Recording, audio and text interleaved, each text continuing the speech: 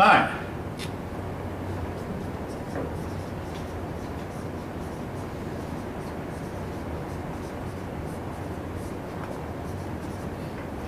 The transition from farming to industry has always been a painful transition everywhere, and there was no exception here.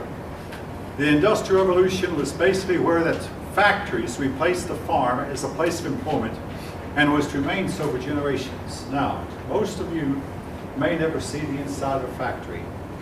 I have spent a total of about 28 years in various factories, my last one being Lockheed where I was at for 27 years. They decided they could build higher quality products and build them cheaper in factories than they could build them the old-fashioned way. The Industrial Revolution began in Great Britain. And it spread from there to France and Germany. Many countries did not become industrialized, and they remained agrarian, including Austria and Russia and Spain remained agrarian. But France, of course, beginning with Great Britain, France, and the United States. Great Britain, France, United States, and Germany industrialized. The first industry to be affected was the textile industry. It was found that you could get, like the old-fashioned way of spinning yarn into a string was by a spinning wheel. But then they found that they could spin several pieces of yarn at once with a spinning jenny. And also, the old-fashioned way of spinning the yarn might have ununiform thickness, might be thin here and thick here, and thick here and thin here. They could spin yarn into such a way that it would have the same thickness all the way through and uniform strength. So they could spin higher quality yarn with a spinning jenny and it would be stronger. Basically what I'm saying is they found they could make clothing and other cloth products faster and cheaper than they could be made any other way. The textile industry also, they learned to make clothing from patterns. In other words, they cut out patterns and they would copy these patterns over and over again. They could put together clothes much, much faster the new way they could the old. Clothing then became cheaper and more colorful and higher quality. This was the beginning, though, of the Industrial Revolution.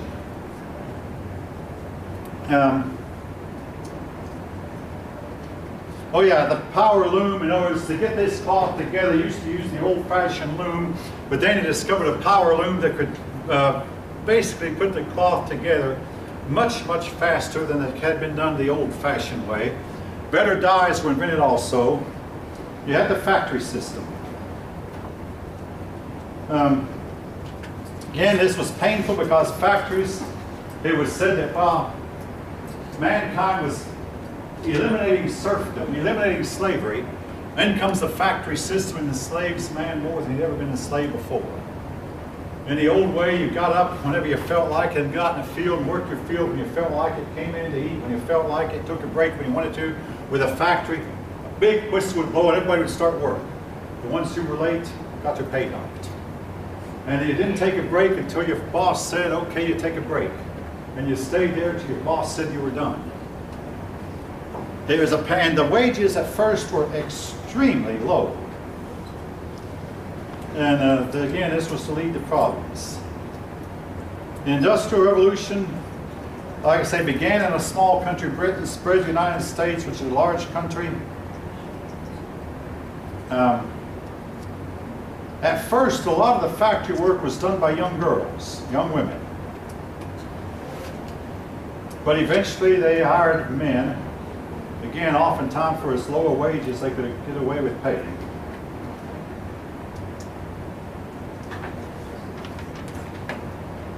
Now,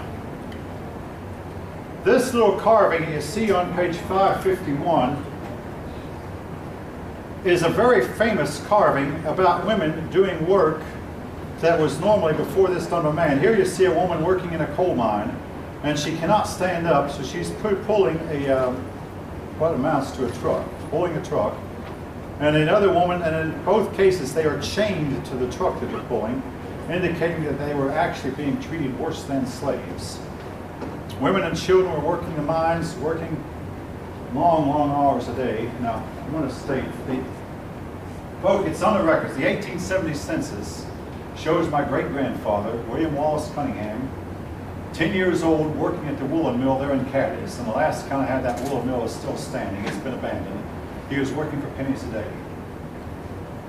Again, this was part of the very painful beginning of the Industrial Revolution. And your book questions, did it bring about an improved standard of living? In the long run, obviously, yes. In the short run, perhaps not. There were calls for change. And one of the calls for change was socialism.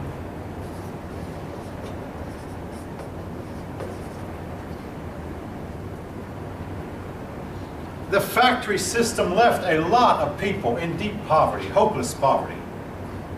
The socialists said, now what we must do is make sure that everybody gets a fair chance in life and that everybody has equal income. And it promises that everybody will be equal in income.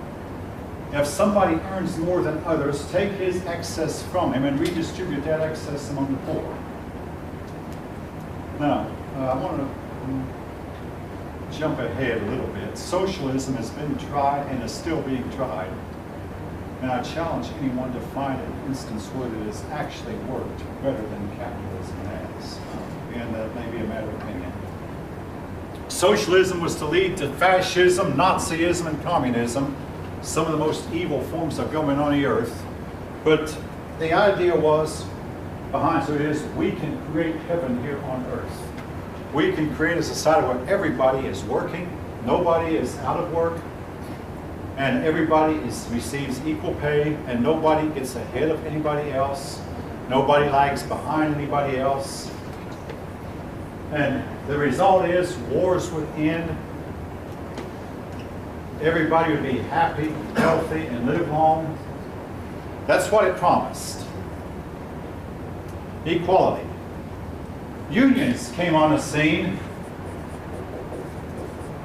The unions were where workers would get together and hold meetings and say we ought to deal with management as a collective group. And now unions are becoming out of style and becoming unpopular, but for a while they were. But the union would get together and say, if you don't meet our demands, we're not going to work. And they would call for a strike. During the time I was at Lockheed, I participated in 2 strikes, one of them really short. But we will strike. You know, that's basically we're not going to work if you don't pay us more, treat us better, and make the workplace safer.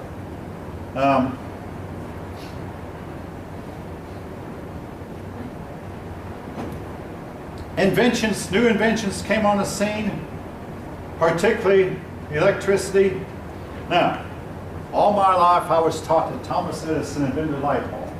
Your book tells you the light bulb was actually invented by 2 men at the same time independently. They were Edison and Joseph Swan. Thomas Edison was American, Joseph Swan was a European. They invented the light bulb independently. The light bulb greatly changed, well, our whole way of life. It made possible headlights for automobiles, headlights for airplanes, big headlights for ships, as well as lighting up the inside of your home. It meant that bedtime was when you decided it, not when the sun went down. The light bulb, eventually, the electric motor was invented. The electrical generator was invented. I mean, it took 50 years for mankind to make a good generator. Now, are you taught these things in science class by any chance? I mean, they've perfected the generator, the electric motor, then the internal combustion engine, the basic gasoline engine used in cars and some airplanes, the internal combustion engine. And this led to the invention of the automobile, and of course the airplane.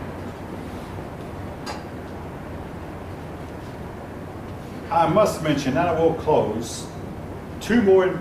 Henry Ford. Henry Ford did not invent the automobile. The question of who did, nobody knows. It's just like all of a sudden automobiles started appearing all over the place and nobody knows for sure who made the first one. But Henry Ford found a way to put them together really fast by getting an assembly line. This department over here would make the engine. Over here would be a department making the transmissions. Over here would be a department putting the doors on the body, or assembling the body. And over here would be a department assembling the chassis. Then eventually all these departments would slap the car together. I mean, you just simply, one person would throw on this part and pass it down the line. Next person would throw on that part and pass it down the line, assembly line. And the work became very monotonous and boring. All you do all day long. Put a bolt on the top and nut on the bottom and tighten it and pass it down. Bolt on top, nut on the bottom, pass it down. Bolt on top, do it as fast as you can because we had to get these cars together. Now, the other thing, invention, the Wright brothers invented the airplane. 19 feet was a year. They put together the airplane. They were Ohio men, but they wound up flying in Kitty Hawk because Kitty Hawk had a weather station, and the weather station had the type of winds they were looking for. So they went to Kitty Hawk, North Carolina, put their plane together, flew it, took pictures of the plane, and we'll talk more about them later. All right, any questions?